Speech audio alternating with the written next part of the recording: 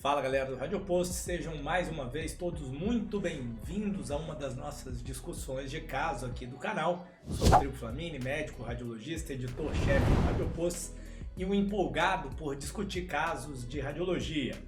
Esse caso rolou lá no nosso quiz da plataforma do Instagram. Se você quiser participar, podendo interagir de forma dinâmica, segue a gente lá no Instagram, que você vai ter a oportunidade de responder e aprender de forma mais interativa, de forma mais dinâmica.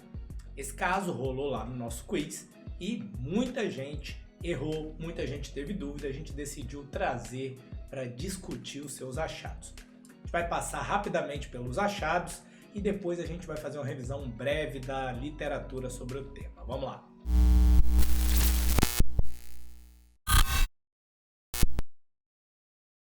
Aqui a gente tem as imagens, as imagens de um exame pregresso que o paciente tem. O paciente veio realizar uma ressonância por conta de cefaleia.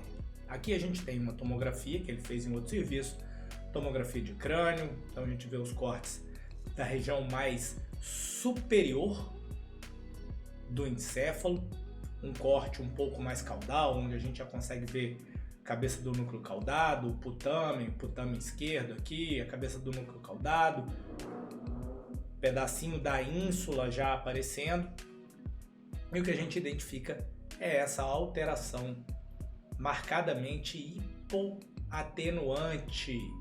Então, uma alteração marcadamente hipoatenuante localizada onde? Na linha média. Tá? Então, a densidade baixa, a gente lembra lá da tomografia média, densidade, a estrutura mais importante, o conteúdo mais importante é a água, que ela baliza a unidade de Hounsfield, que é uma unidade de densidades de atenuação que a gente usa para caracterizar os tecidos.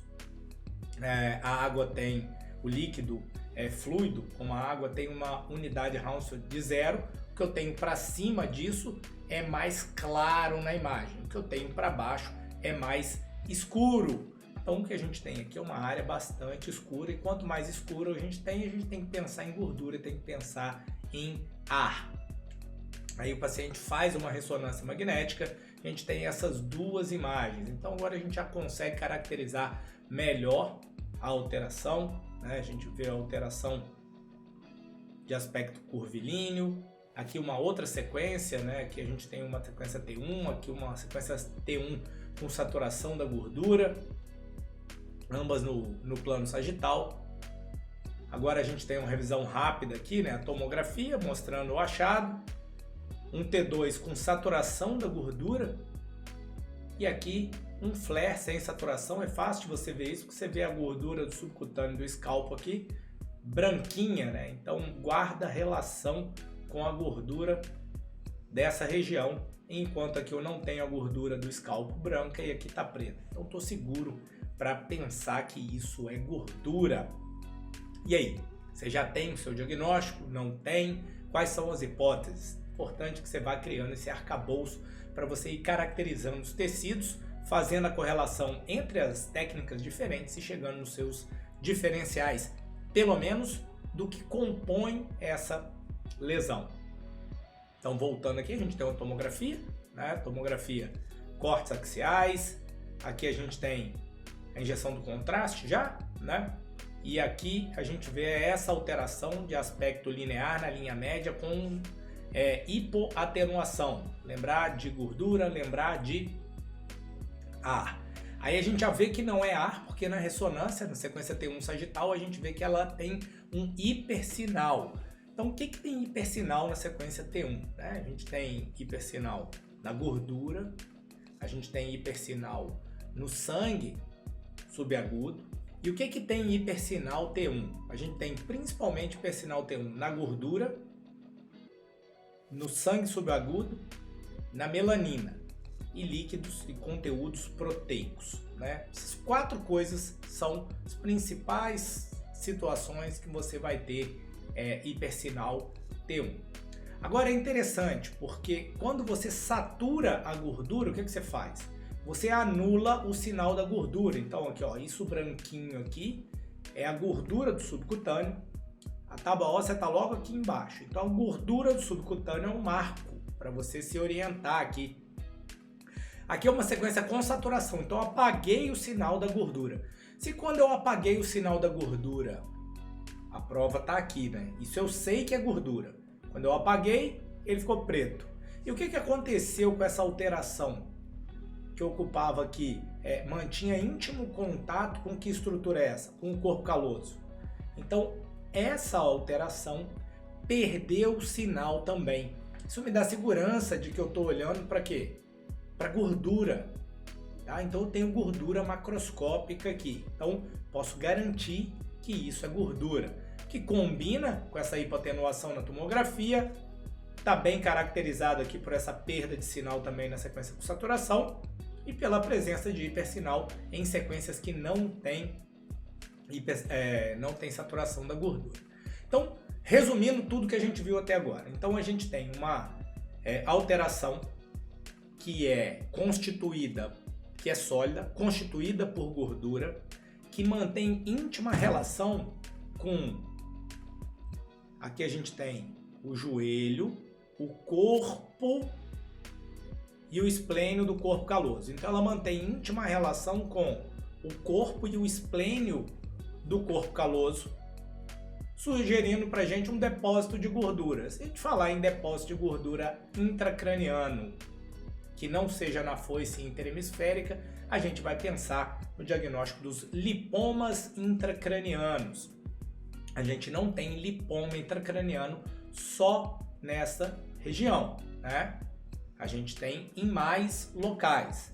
São alterações geralmente incidentais, o paciente geralmente é assintomático, ou quando ele é sintomático, geralmente ele é sintomático com convulsão ou com alguma queixa referente às patologias associadas à presença dos lipomas intracranianos. Vamos entender isso aqui com mais calma. A localização mais comum para a gente ter um lipoma intracraniano é a região pericalosa, ou adjacente ao corpo caloso. Metade está aqui. E o que tem associação com isso? A genesia do corpo caloso. Então, viu um lipoma de corpo caloso, procura logo, o corpo caloso está todo aqui. Ele pode estar ausente. A segunda localização mais comum é a cisterna quadrigeminal ou cisterna colicular, que é o que? A gente tem esse lipoma, no caso da literatura, para exemplificar, mais uma vez, o aspecto de gordura, batendo com essa gordura aqui. A cisterna quadrigeminal ou colicular está localizada aqui posteriormente ao teto mesencefálico, né? Então aqui você tem mesencéfalo, ponte, bulbo, aqueduto mesencefálico. Atrás do aqueduto mesencefálico você tem o teto mesencefálico. Atrás do teto mesencefálico posterior você tem a cisterna quadrigeminal ou colicular, que é o segundo local mais comum. Encontrou a alteração, olha para o corpo caloso, que você pode encontrar o quê? A agenesia.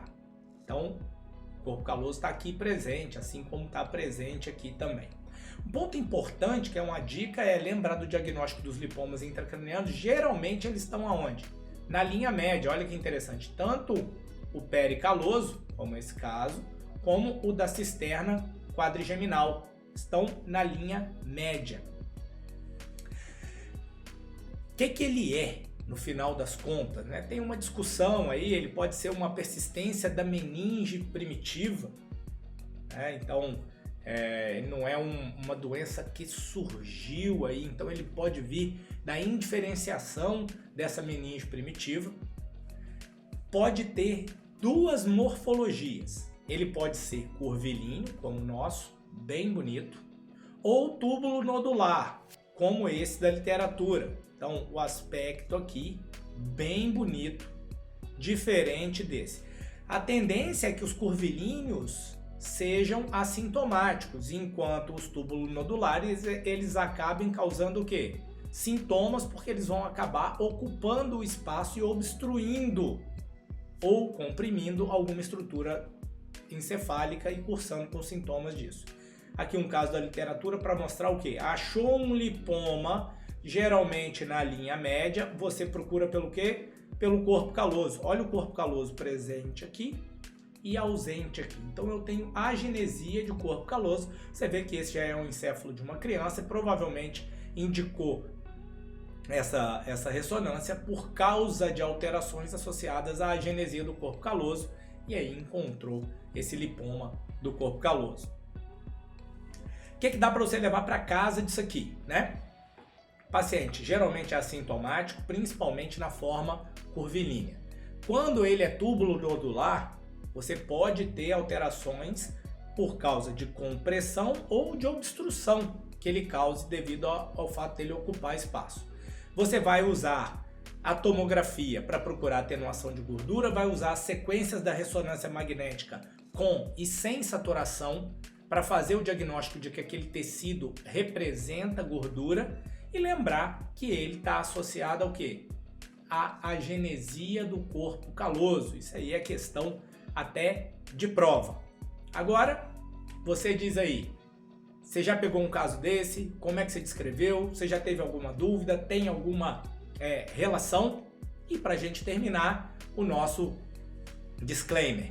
Se você é paciente ou pai de algum paciente que tem um lipoma de corpo caloso, esse é um vídeo educacional, ele não tem o objetivo de que você se autodiagnostique e principalmente que você tome as decisões terapêuticas sozinho. Se alguém solicitou o seu exame, você deve levar o seu exame para que esse médico avalie, examine você e tome a decisão mais adequada olhando o conjunto. A radiologia é uma parte importantíssima do manejo do paciente, mas a medicina bem feita vai levar em consideração o paciente e os exames complementares.